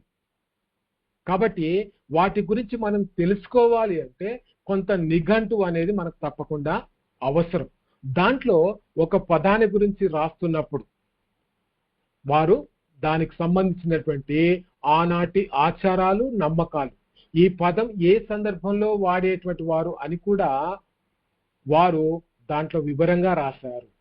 కాబట్టి కొంచెం ఈ పదాలని వాటి యొక్క నేపథ్యాన్ని మనం తెలుసుకోవడానికి తప్పకుండా బైబిల్ నిఘంటువుని మనం తప్పకుండా వాడుతూ బైబిల్లో ఉన్నటువంటి పదాల వెనుక ఉన్నటువంటి అర్థాన్ని తెలుసుకునే ప్రయత్నం చేయాలి. ఇక్కడ ఇంగ్లీష్ వచ్చినటువంటి వారు ఎవరైనా ఉంటే దయచేసి బీడిబి అనేటువంటి లెక్సికన్ అనేటువంటిది చాలా ఫేమస్. ఇది చాలా మంది పెద్ద పెద్ద స్పీకర్స్ వీటిని వాడుతూ ఉంటారు. ఇందులో ఒక పదాన్ని ఎన్ని రకాలుగా వాడారో మనకి చూపిస్తుంది. ఒకటే పదం కానీ వాడినటువంటి సందర్భం, ఏ ఉద్దేశంతో వాడారు, ఏ కాలంలో వాడారు, ఏ సందర్భంలో వాడారు అనేది మనకి స్పష్టంగా తెలియజేస్తుంది. అప్పుడు ఈ వచనము లేకపోతే మనం చదువుతున్నటువంటి ఆ పదము ఎట్లా వాడాలో, సరైన రీతిగా దాన్ని ఎట్లా అర్థం చేసుకోవాలో తెలుసుకునేటువంటి అవకాశం ఉంది. ఒకవేళ మనకి ఇంగ్లీష్ రాదు అని అనుకుంటే తెలుగులో కూడా తెలుగు బైబిల్ నిఘంటువు అనేది మనకి ఈ కాలంలో దొరుకుతుంది. దాన్ని కూడా మనం కొంచెం కలిగి ఉంటే హిబ్రూ, గ్రీకు పదాలతో సహా వాటి అర్థాన్ని తర్వాత వివరణను కూడా మనకిస్తుంది. ఇది చాలా అద్భుతమైనటువంటి బుక్ అండి. మనం కొంచెం వాక్యం నేర్చుకోవాలి అని ఆశ కలిగితే ఇలాంటి పుస్తకాన్ని మనం తప్పకుండా కలిగి ఉండాలి. దాని యొక్క ఇక్కడ చూడండి మీరు, దాని యొక్క అర్థం ఇచ్చారు, తర్వాత హిబ్రూ మూలం ఇచ్చారు, తర్వాత డిక్షనరీలో మరి ఆ యొక్క ఒక నంబర్ ఉంటుందండి. ఆ నంబర్ బట్టి ఆ పదం ఎక్కడున్నది అనేది మనం త్వరగా తెలుసుకునేటువంటి అవకాశం ఉంది. అక్కడ బీడిపిలో కూడా ఏ నంబర్లో ఉంది, 850 నంబర్లో ఈ పదాన్ని రా అనేటువంటి పదాన్ని వాడారు అని ఆ పదాన్ని కూడా ఒక నంబర్తో వారు సూచించడం జరిగింది. దాని అర్థం కూడా కింద ఇవ్వడం జరిగింది. అంటే మనం చదువుతున్నటువంటి పదం యొక్క కాలం, టెన్స్ అనేది మనం తెలుసుకోవాలి, దాని యొక్క అర్థాన్ని తెలుసుకోవాలి, వారి భాషలో ఏ రకంగా వాడారు అని మనం తెలుసుకుంటూ ఆ పదం యొక్క లోతైనటువంటి లేదా గంభీరమైనటువంటి అర్థాన్ని మనం బయటకు తీసే ప్రయత్నం చేయాలి. అలా చేయగలిగితే మనము బైబిల్ని సరైన రీతిగా అర్థం చేసుకోవడానికి అవకాశం ఉంటుంది. ఇక్కడ పదాల అర్థము తర్వాత సందర్భమే నిర్ణయిస్తుంది. కొన్ని సందర్భాల్లో ఈ సెమిటిక్ రేంజ్ అనేది మీరు చూడాలి. ఏంటి అంటే ఇక్కడ ఒక ఉదాహరణ నేను ఇచ్చాను. ఏంటి? కాస్మోస్ అనేటువంటి పదం గ్రీకు పదం కాబట్టి ఆ సందర్భము 3 వేర్వేరు సందర్భాలలో రాయబడ్డది. ఈ పదము ఒకవేళ మనం డిక్షనరీలో చూస్తే గ్రీకు డిక్షనరీలో మీరు చూడండి 2889 అనేటువంటి మరి నంబర్తో సూచించబడ్డది. డిక్షనరీ ఒకవేళ మనం కలిగి ఉంటే ఆ నంబర్ను బట్టి మనం వెతుక్కుంటూ ఆ నంబర్ దగ్గరికి వెళితే కాస్మోస్ గురించినటువంటి పూర్తి సమాచారాన్ని మనం చూసే అవకాశం ఉంటుంది. జేమ్స్ స్ట్రాంగ్ అనేటువంటి ఆయన మరి ఈ యొక్క డిక్షనరీని తయారు చేయడం జరిగింది, స్ట్రాంగ్ డిక్షనరీ అనేటువంటిదని. దాంట్లో ఈ కాస్మోస్ అనేటువంటి పదాన్ని గురించి రాయడం జరిగింది. ఇప్పుడు బైబిల్లో మనం చూద్దాం.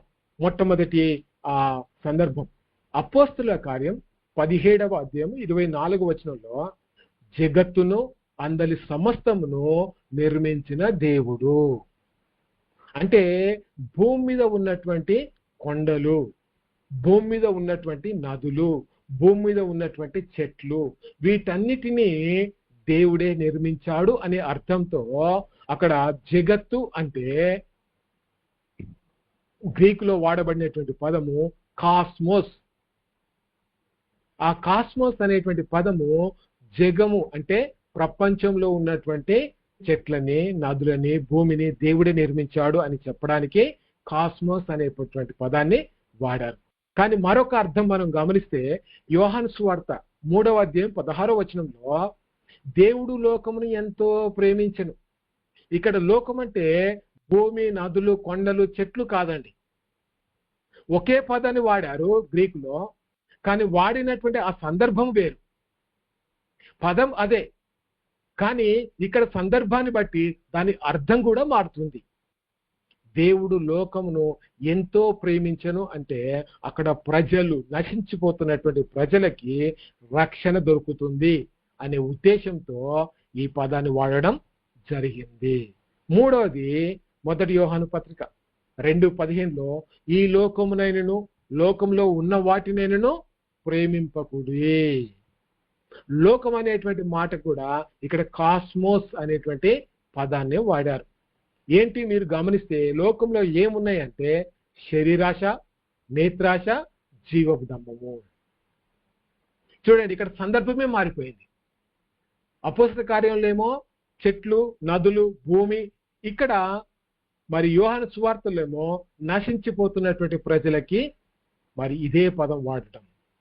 మొదటి యోహాను పత్రికలలో ఏమో లోకంలో ఉన్న వాటిని అంటే జీవడంబాన్ని, నేత్రాశని, శరీరాశని, వీటిని మనం కలిగి ఉండొద్దు అని చెప్పి చెప్పడానికి వాడారు. ఒకే పదము, కానీ వాడుతున్నటువంటి సందర్భంలో ఆ పదం యొక్క అర్థము మారిపోయింది. అంటే సందర్భమే ఆ పదం యొక్క అర్థాన్ని నిర్ణయిస్తుంది. ఇది సెమిటిక్ రేంజ్ అన్నమాట. గమనించాల్సిన విషయం ఏంటంటే ప్రతి పదం అక్కడ ఏ సందర్భంలో రాయబడ్డది ఖచ్చితంగా మనం తెలుసుకునేటువంటి ప్రయత్నం మనం చేయాలి. మీరు ఎవరైనా చెప్పండి అమ్మా, ఒకటే పదాన్ని ఎవరైనా తప్పుగా వాడినటువంటి సందర్భం తెలుసా మీకు? ఒక్క పదమే బైబిల్ చెప్పనటువంటి రీతిగా తప్పుగా వాడినటువంటి సందర్భం తెలుసా మీకు?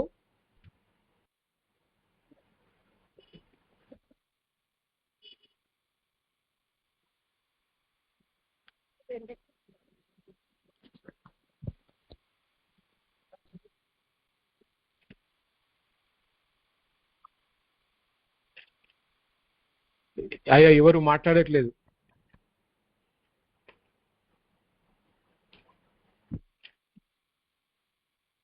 అంటే సార్ ఒక పదాన్ని తప్పుడు వేరే అర్థం వచ్చేలాగా అలాంటి పదమా సార్? అవును. అట్లా ఎక్కడైనా ప్రసంగం విన్నారా? బైబిల్ చెప్పనటువంటి మాటని తప్పుగా, బైబిల్లో ఉన్నటువంటి మాటనే సరైన రీతిగా వాడకుండా తప్పు సందర్భంలో దాన్ని వాడినటువంటి విధానం.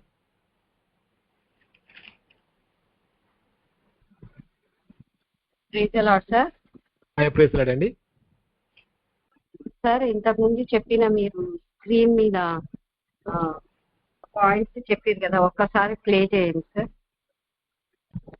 ఇవామా ఓకే. మీరు స్క్రీన్ షాట్ కొట్టుకోండి అమ్మా. కొట్టుకున్నా sir. Right, thank you. Okay.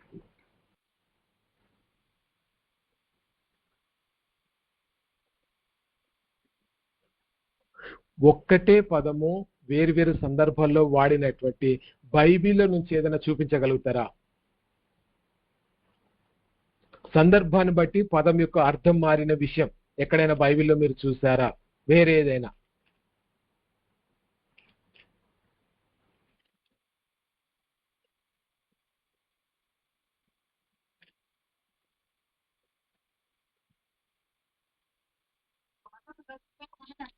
Sir పులిపిండి sir, పులిపిండి ఒక సందర్భంలో పాజిటివ్ గా చెప్పారు, ఇంకో సందర్భంలో నెగిటివ్ గా చెప్పారు సార్. అవునమ్మా, కరెక్ట్ అది. అవును, థ్యాంక్ యూ అమ్మా. ఇంకా అట్లా ఇంకేదైనా సందర్భం ఉందా? వేరే పదం ఏదైనా తెలుసా మీకు?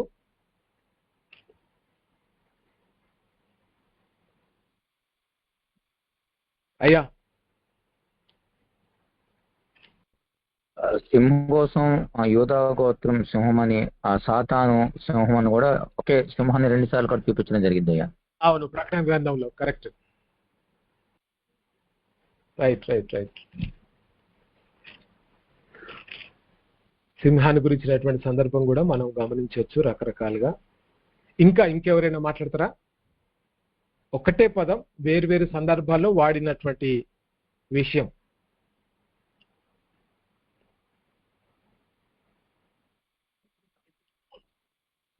ఆన్లైన్లో ఇంతమంది ఉన్నారండి, దయచేసి అందరు కూడా మాట్లాడాలి. ఒక్క మాటైనా మాట్లాడే ప్రయత్నం చేయండి. Praise Lord sir. Praise Lord అమ్మా. తల్లిదండ్రులని సన్మానించమని ఒక చోట రాయబడ్డది. నాకంటే మీ తల్లిదండ్రులైనా ఎవరినైనా ప్రేమించొద్దని ఇంకోసారి కూడా ప్రభు చెప్పినట్లుగా మనం చూస్తాం. రైట్ అమ్మా, సందర్భాన్ని బట్టి అక్కడ అర్థం మారిపోయింది. కరెక్ట్.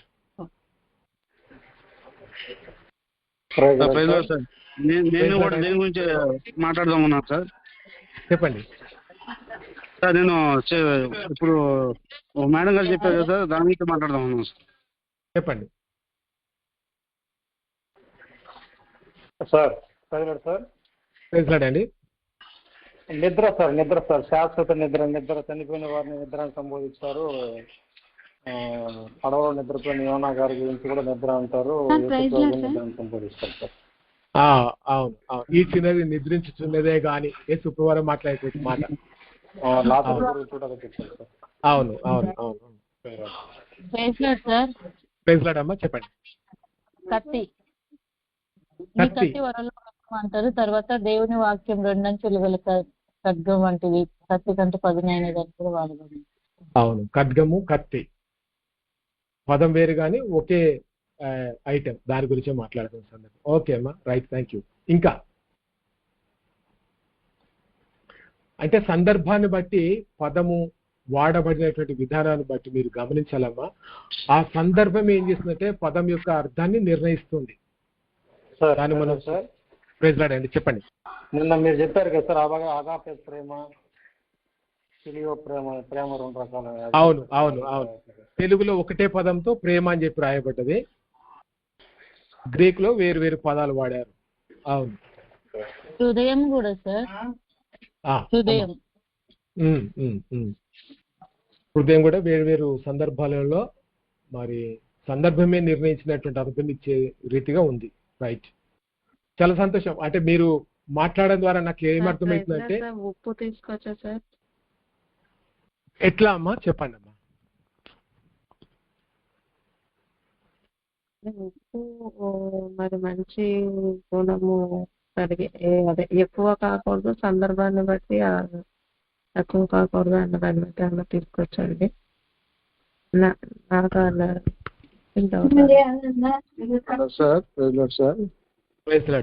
అండి.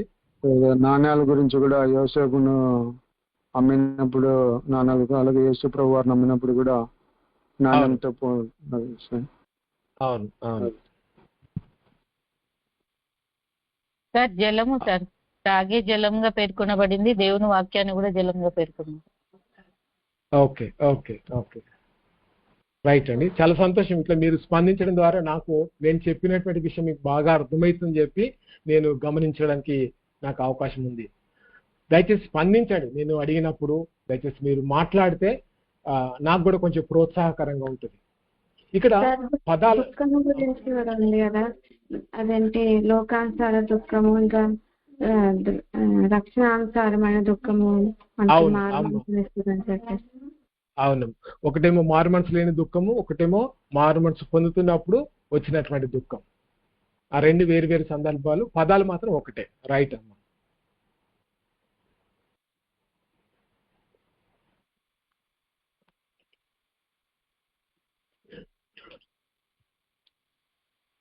చాలా సంతోషం అమ్మ, మీరు స్పందించినటువంటి ఆ విషయాన్ని బట్టి నేను నిజంగా నాకు ఎంతో ఆనందం కలుగుతుంది.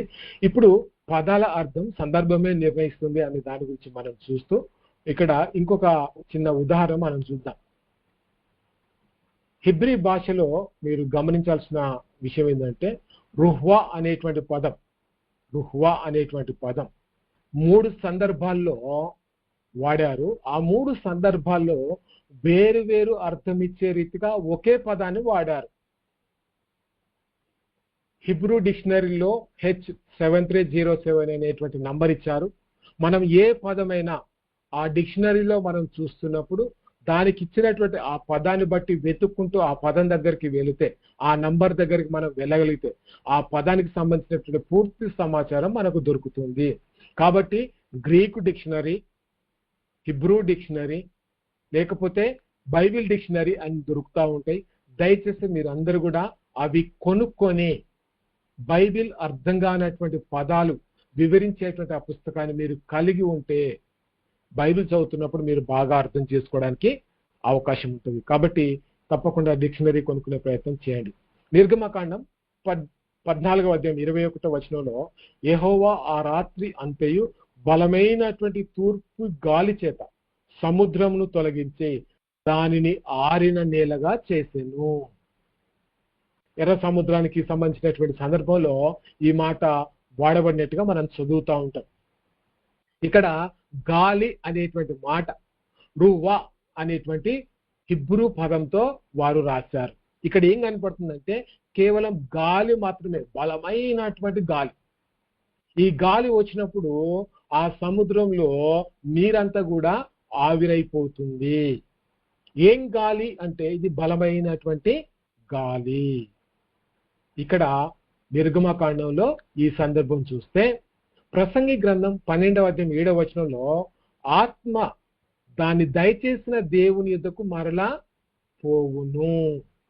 ఇక్కడ కూడా ఆత్మ అనేటువంటి మాట రాసినప్పుడు హిబ్రూ భాషలో మీరు గమనించాలి, రుహ్వా అనేటువంటి మాటని వారు వాడారు. రుహ్వా అంటే ఇక్కడ ఆత్మ అని అర్థము. తర్వాత ఆదికాండం 1వ అధ్యాయం 2వ వచనంలో దేవుని ఆత్మ జలములపై అల్లాడుచుండెను.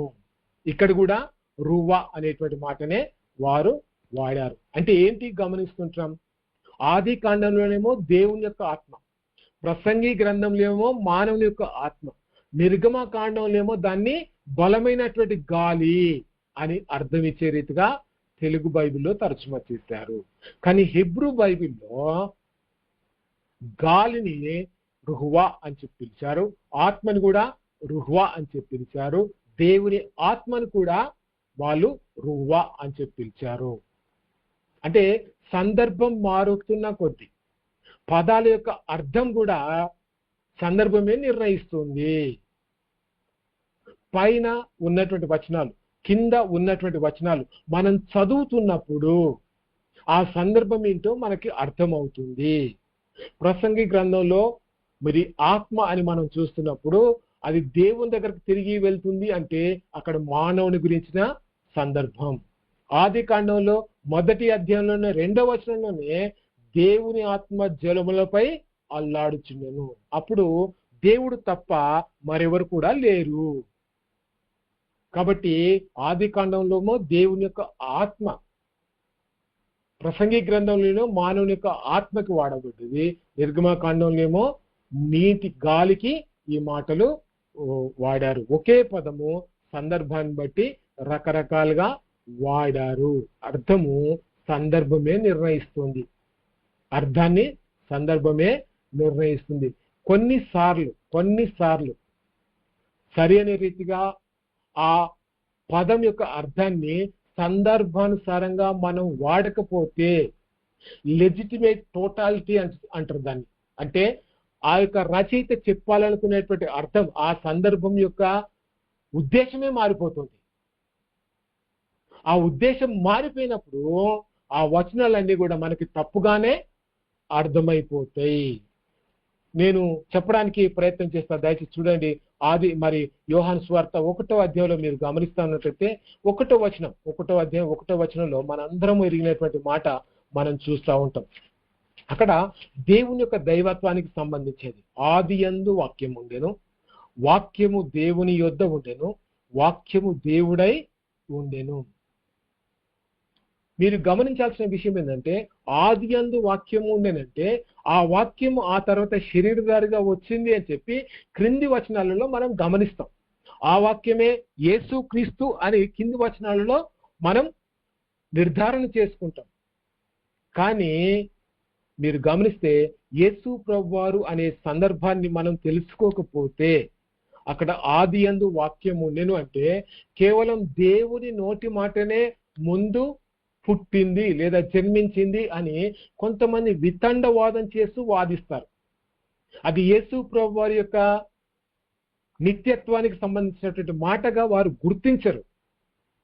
అంటే సృష్టిలో అన్నిటికంటే ముందే యేసు ప్రభువారు జన్మించాడు అని చాలా మంది తప్పుగా మాట్లాడతారు.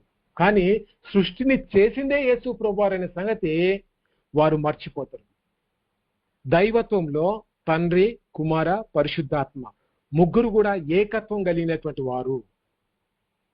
దైవత్వంలో తండ్రి, కుమారుడు, పరిశుద్ధాత్మ ఏకత్వం కలిగినటువంటి వాడు. అంటే నిత్యత్వంలో వారు ఒకే స్థితి కలిగినటువంటి వారుగా ఉన్నారు. ఆది యందు వాక్యం ఉండనంటే తండ్రి ఎంత గొప్పవాడో, ఎంత నిత్యత్వం కలిగినటువంటి వాడో, వాక్యమైనటువంటి యేసు క్రీస్తు కూడా అదే నిత్యత్వం కలిగినటువంటి వాడు అని చెప్పడానికి యోహాను సువార్త 1వ అధ్యాయంలో ఈ 4 వచనాలు మనకు తెలియజేస్తా ఉన్నాయి. ఈ సందర్భాన్ని వదిలిపెట్టి మనకిష్టం వచ్చినటువంటి సందర్భాన్ని తీసుకొని మనము ఇష్టం వచ్చిన రీతిగా వాక్యాన్ని బోధిస్తే అది లెజిటిమేట్ టోటాలిటీ. వాక్య యొక్క ఉద్దేశం, సారాంశం అంతా కూడా చెడిపోతుంది. అసలైనటువంటి అర్థము మనము వెలికి తీయలేం. అందుకే డిక్షనరీ పదాలు మనం తప్పకుండా చూడాలి. ఆ డిక్షనరీ పదాల అర్థాలని మాత్రమే డిక్షనరీ కొన్ని పదాలకు ఉన్నటువంటి అర్థాలను మాత్రమే చూపిస్తుంది. వాటిలో సరి అయిన దానిని సందర్భమే నిర్ణయిస్తుంది.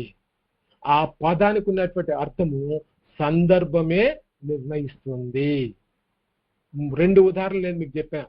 ఒకటి దేవుని యొక్క ఆత్మ గురించి, ఆ తర్వాత మరి మిగిలిన వాటి విషయంలో దేవుని యొక్క వాక్యంలో ఒకే పదము వేరు వేరు సందర్భాలుగా ఎట్లా వాడబడింది అని మనం చూసాం. మూల పదాల పొరపాటు, రూట్ ఫాలసీ. ఈ ఫాలసీలో మీరు గమనిస్తుంటే కాలం గడిచే కొద్దీ పదాల అర్థాలు మారుతాయి. గ్రంథకర్త ఆ పదాన్ని రాసే కాలానికి ప్రస్తుత కాలానికి మారిన సమకాలీన అర్థం ఏంటో చూడాలి. బాగా అర్థం చేసుకోవాలండి, ఇది కొంచెం కష్టంగా ఉంటుంది. కాలం గడిచే కొద్దీ పదాల అర్థాలు మారుతూ ఉంటాయి. పాతకాలం నాటి పదాలు కొన్ని మనం ఇప్పుడు వాడట్లేదు. ఆ పదానికి సమానమైనటువంటి మరొక పదాన్ని ఈ దినాల్లో మనం ఆయా ప్రాంతాలలో వాడుతూ ఉంటాం. అక్కడ మీరు గమనించాలి, గ్రంథకర్త ఆ రాసే కాలానికి ప్రస్తుత కాలానికి చాలా గ్యాప్ ఉంది, చాలా సంవత్సరాల కాలం ఉంది. అయితే ఆ మారినటువంటి పదము పాత నిబంధనలోని పదానికి చాలా సంవత్సరాల క్రితం గ్రంథకర్త రాసినటువంటి ఆ పదానికి ఈనాడు సరైన రీతిగా అర్థమిచ్చేటువంటి సమానమైనటువంటి పదం ఏదైనా ఉందా లేదా, అదే అర్థాన్ని ఇస్తుందా, వేరే ఏమైనా అర్థాన్ని ఇస్తుందా, మనం తెలుసుకునే ప్రయత్నం చేయాలి. బైబిల్లో బాప్టిజం అనేటువంటి పదాన్ని మనం గమనిస్తాం. నిజానికి అది తెలుగు పదం కానే కాదు. ఏ డిక్షనరీలో లేకపోతే మరి ఆ పాతకాల డిక్షనరీ రాకంటే ముందు ఆ బాప్టిజం అనేటువంటి పదము అసలు ఎవరు వాడేటువంటి వారే కాదు. ఎందుకంటే ఆ పదం వెలుగులో లేదు. తర్జుమా చేసేటప్పుడు తర్జుమాకారులు ఏం చేశారంటే బాప్టిజం అనే దాన్ని తెలుగులో జ్ఞాన స్నానము అని చెప్పి తర్జుమా చేశారు.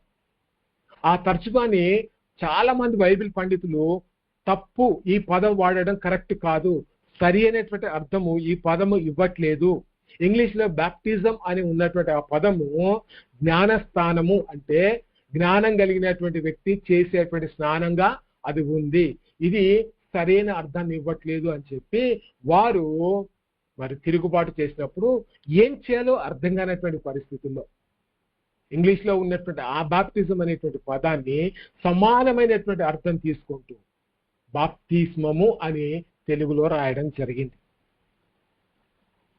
గమనించాల్సిన విషయం ఏంటంటే సమకాలీన అర్థం అంటే అదే పదాన్ని పోలినటువంటి పదంగా ఉండాలి, కొంచెం ఆ రకమైనటువంటి అర్థం ఇచ్చే రీతిగా ఈ కాలంలో వాడుకలో ఉన్నటువంటి పదంగా ఉండాలి.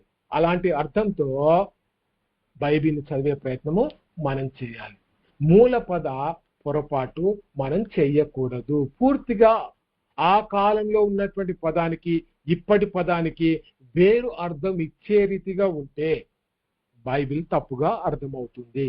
రోమపత్రిక 1వ అధ్యాయం 16వ వచనం, సువార్తను గుర్చి నేను సిగ్గుపడువాడను కాదు, ఏలయనగా నమ్ము ప్రతివానికి మొదట యూదునికి గ్రీకు దేశస్థునికి కూడా రక్షణ కలుగజేయుటకు అది దేవుని శక్తి అయి ఉన్నది. శక్తి అనేటువంటి మాట మనం చూస్తుంటున్నాం. ఇక్కడ మీరు గమనిస్తా ఉన్నట్లయితే ఈ శక్తి అనేటువంటి మాట గ్రీకులో డైనమిస్ అనేటువంటి ఆ మాటతో వాడి ఉంటున్నారు. ఈ డైనమిస్ అనేటువంటి మాట ఇది ఒక నామవాచకం, ఒక పదార్థాన్ని ఒక వ్యక్తిని పలకడానికి వాడినటువంటి ఒక నామవాచకం. ఏ మరి జెండర్ లో దీన్ని రాశారంటే ఇది ఫెమినైన్ జెండర్ లో దీన్ని రాశారు. అంటే ఒక వస్తువు లేకపోతే ఒక మరి పదార్థము అనే ఉద్దేశంతో దీన్ని రాయడం జరిగి ఉంటున్నది. ఇది ఒక వ్యక్తిని గురించి తెలిపేటువంటి ఏకవచనం. మనం చదువుతున్నటువంటి పదము ఏ కాలానికి సంబంధించింది, ఏ కాలాన్ని గురించి, ఇప్పుడు ప్రజెంట్ గురించి మాట్లాడుతుందా, ఫ్యూచర్ టెన్స్ గురించి మాట్లాడుతుందా వెతకాలి. అది నామమా క్రియనా అనేది మనం వెతకాలి. అది ఏ లింగం, అది పురుషలింగమా లేకపోతే స్త్రీలింగమా అనేది కూడా మనం వెతుకుతూ బైబిల్ని సరి అయిన రీతిగా అర్థం చేసుకునే ప్రయత్నం చేయాలి. ఇక్కడ శక్తి అనేటువంటి పదం దాన్ని ఒక స్త్రీలింగంగా లేకపోతే ఒక వస్తువుగా వారు మరి జెండర్ గా గుర్తించి ఏకవచనంతో ఇక్కడ ఈ యొక్క దేవుని శక్తి అనే పదాన్ని రాశారు. అయితే ఒక బోధకుడు ఏం చేశాడంటే ఆయన సువార్త ప్రకటన చేస్తూ ఆ సువార్త ప్రకటన బట్టి ఈ మాటలో ఆయన మాట్లాడాడు. ఏంటంటే సువార్త ఒక డైనమిక్ లాంటిది, అంటే ఒక శక్తి అని ఆయన ఉద్దేశం. సువార్త ఒక శక్తివంతమైనది అని చెప్పడానికి ఆయన ఏం చేశాడంటే ఈ కాలంలో ఉండేటువంటి పదాన్ని వాడుకుంటూ సువార్త ఒక డైనమిక్ లాంటిది, అది మానవుల పాపాన్ని పేల్చేస్తుంది అని ప్రసంగించాడు. నిజానికి దేవుని శక్తి పాపాన్ని పేల్చేస్తుందా? ఆ అర్థం ఇచ్చే రీతిగా ఈ యొక్క పదం వాడుకోవచ్చా? అంటే బైబిల్లో ఉన్నటువంటి పదాన్ని ఈ కాల పరిస్థితులకు, ఈ కాలంలో వాడుతున్నటువంటి పదాలకి పోలుస్తూ మనం ఏం చేస్తున్నామంటే రచయిత ఏ ఉద్దేశంతో రాశాడో ఆ పద ఉద్దేశాన్ని మనం పాడు చేస్తున్నాం. అప్పుడు బైబిల్ మరొక కోణంలో, తప్పుడు కోణంలో మనకు అర్థమయ్యే అవకాశం ఉంది. కాబట్టి కొంచెం జాగ్రత్తగా దేవుని యొక్క వాక్యాన్ని మనం చదివే ప్రయత్నం చేయాలి. పౌలు గారు 56, 57 సంవత్సరంలో ఆయన పత్రికలు రాసిన రోమా పత్రిక రాస్తున్నటువంటి సందర్భంలో ఆయన ఆ కాలంలో ఇంకా డైనమైట్ అనేది కనుగొనబడలేదు. అది 19వ శతాబ్దంలో ఆ డైనమైట్ అనేది కనుగొనబడింది. కొన్నిసార్లు బైబిల్ పదాలకి ఆధునిక అర్థాలను ఆపాదించడం తప్పు. కొన్నిసార్లు సరైన రీతిగా ఆపాదించేటువంటి విషయంలో మనం సరైన రీతిగా ఆ పదాన్ని సరిపోలుస్తూ ఆ పదానికి మరొక పదం మనము మరి సరిగా ఉందా లేదా తెలుసుకొని పోల్చేటువంటి ప్రయత్నం మనం చేయాలి. తప్పుగా ఆ పదాలని మన కాలానికి వాడుకోవద్దు. బైబిల్ తప్పుగా అర్థమవుతుంది. అందుకే మనము మూల పదం ఏముంది, ఆ మూల పదం యొక్క అర్థం ఏంటి, అది ఏ లింగంలో ఉంది, అది ఏ యొక్క మరి వర్బులో ఉంది లేదా ఎట్లా ఉందని తెలుసుకొని దాన్ని సరైన రీతిగా మనం వాడడానికి ప్రయత్నం చేస్తే బైబిల్ మనకి బాగా అర్థమవుతుంది. సమకాలీన పరిమితి లోపం, మీరు గమనిస్తా ఉన్నట్టయితే అనాక్రోనిజం అనేటువంటి మాట గ్రంథకర్త వాడిన పదం యొక్క అర్థం కాకుండా ఆధునిక కాలం యొక్క మారిన అర్థంతో లేఖనాన్ని అన్వయించుకోవడాన్ని అనాక్రోనిజం అంటే ఏంటిది?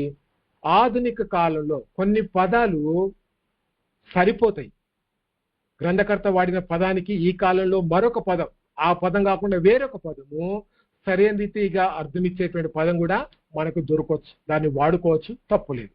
ఫిలిప్పీ పత్రిక 3వ అధ్యాయం 20వ వచనంలో మన పౌరస్థితి పరలోకమందున్నది అని చెప్పి ఆయన రాశాడు.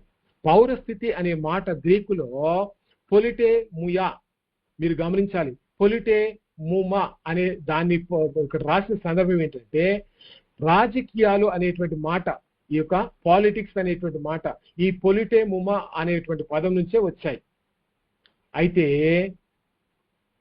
మన పౌరస్థితి పరలోకమందు ఉన్నది కాబట్టి క్రైస్తవులు పాలిటిక్స్ లో, రాజకీయాల్లో పాల్గొనకూడదు అని బోధిస్తే దాన్ని అనక్రోనిజం అని అంటారు.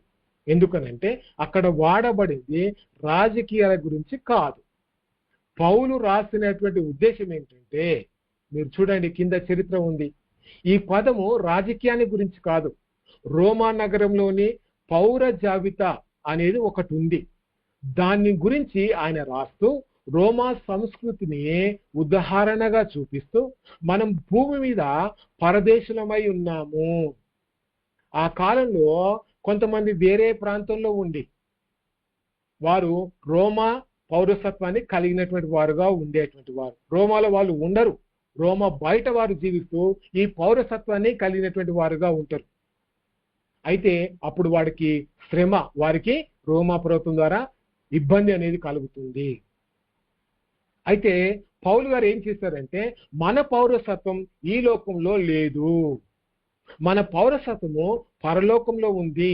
దేవుని దగ్గర మనకి హక్కు ఉంది. దేవుని దగ్గర మనము ఆయన బిడ్డలుగా ఉండడానికి దేవుడు తన అధికారాన్ని మనకి ఇచ్చాడు, మనకి హక్కునిచ్చాడు అని చెప్పి చెప్పడానికి ఆయన పౌరసత్వం, పౌరస్థితి అనే మాటని రాసి ఉంటున్నాడు. ఇది సరి అయినటువంటి సందర్భం. పౌలు గారు మాట్లాడినటువంటి మాట రాజకీయాల గురించి కాదు.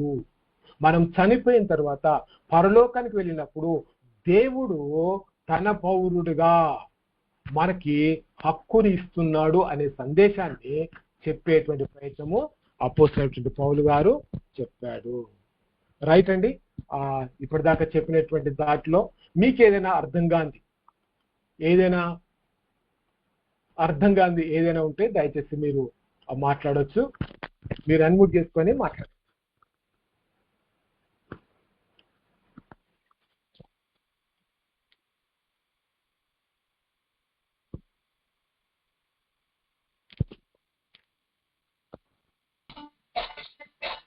అది పదం రువాహునా రువానా సార్?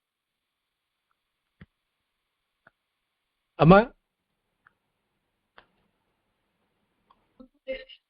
అక్కడ పదము రువాహునా రువానా, మీరు రుహువా అని చెప్పారు, అక్కడేమో రువాహు పదం గురించి.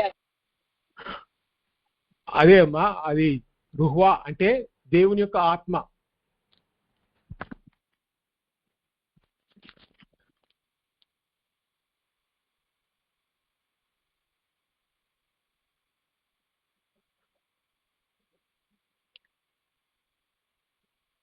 అయ్యా ఇంకేమైనా ఉన్నాయా?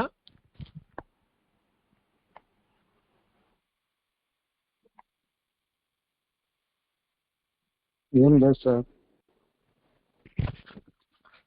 రైట్ అండి, చాలా సంతోషం మీకు అర్థమైంది. చాలా సంతోషం మీకు అర్థమైంది చెప్పి నేను అనుకుంటున్నా. బైబిల్ చదివేటప్పుడు ఆ పదాలని కొంచెం జాగ్రత్తగా పరిశీలించాలి. ఆ పదాల వెనుకున్నటువంటి గంభీరమైనటువంటి అర్థాన్ని మనం తెలుసుకునే ప్రయత్నం చేయాలి. రైట్. అయ్యా ఉన్నారు, ఎవరైనా క్లాస్ లీడర్ ఉన్నారా?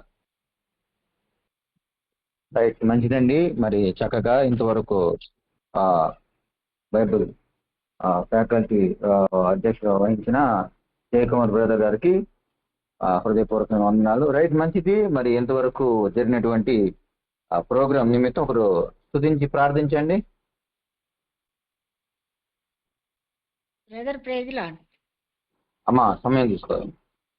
పరిశుద్ధులైన తండ్రి, ప్రేమ నమ్మకం గల దేవ, మహోన్నతుడ, మహాగణుడ, పూజనీయుడ, పూజార్హుడ, నీకు వందనాలు, స్తుతులు, స్తోత్రాలు ప్రభా. నీకు లేని మమ్మల్ని మీరు ఏర్పరచుకొని దినదిన బోధలోకి తీసుకొని వచ్చి దేవా నాయన మాకైతే జ్ఞానం లేదు కానీ ప్రభా ఇంట్లో ఉండే ఆన్లైన్ ద్వారా నాయన బైబిల్ని క్షుణ్ణంగా నాయన మరి నేర్చుకోనటకు నీవు ఇచ్చిన ధన్యతను బట్టి వందనాలు. ఎంత గొప్ప దేవుడు నాయన నా తండ్రి. ఆనాడు ఇజ్జలేని పామరులను వాడుకున్నావు, ఈనాడు కూడా మమ్మల్ని వాడుకోవడానికి ఇష్టపడుతున్న దేవుడు కనుక వందనాలు. నీ దాసుని ద్వారా నాయన అనేకమైన మర్మాలు మీరు బయలుపరిచినారు, నీకు వందనాలు చెల్లించుకుంటూ వస్తున్నాను.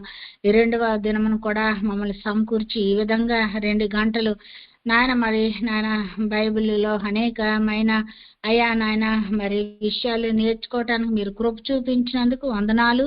మీకు స్తుతులు స్తోత్రాలు చెల్లించుకుంటూ వస్తున్నాను. ఈ విధంగా నాయన ఇంకా మరి జరగబోన్న క్లాసుల్లో కూడా మీరుండి మాకు మీ జ్ఞానంతో నింపండి, నడిపిస్తున్న ఈ దాసులను కూడా మీ జ్ఞానంతో నింపండి, కృప చూపించమని, నామానికి మహిమ తెచ్చుకోమని నువ్వు చేసిన మేలు బట్టి వందనాలు చెల్లించుకుంటే యేసుక్రీస్తు నామములో అడిగి వేడుకొంచున్నాను పరమ తండ్రి. ఆమెన్. ఆమేన్. ప్రైజ్ లార్డ్ అమ్మా.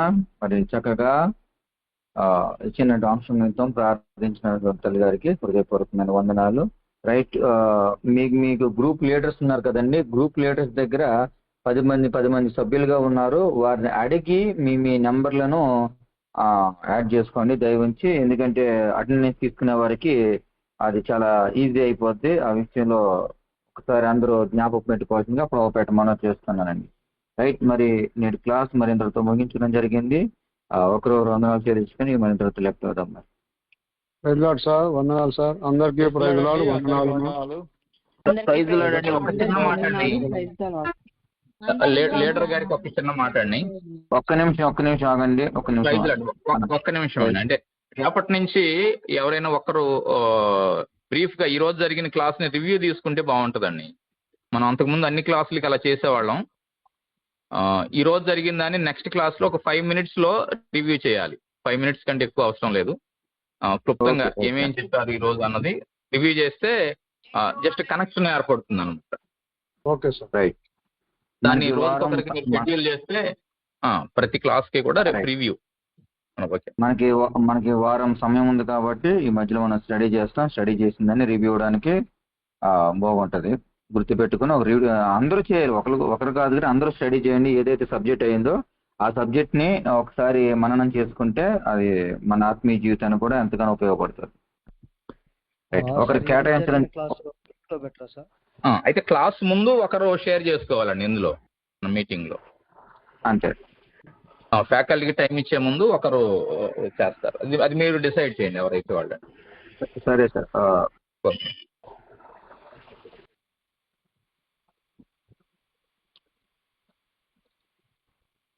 రైట్, మరి ఒకరొకరు వందనాలు చెల్లించుకొని మరి మనం లెఫ్ట్ అవుతాం. మరి థ్యాంక్ యూ. వందనాలండి. అందరికీ వందనాలమ్మా. అందరికీ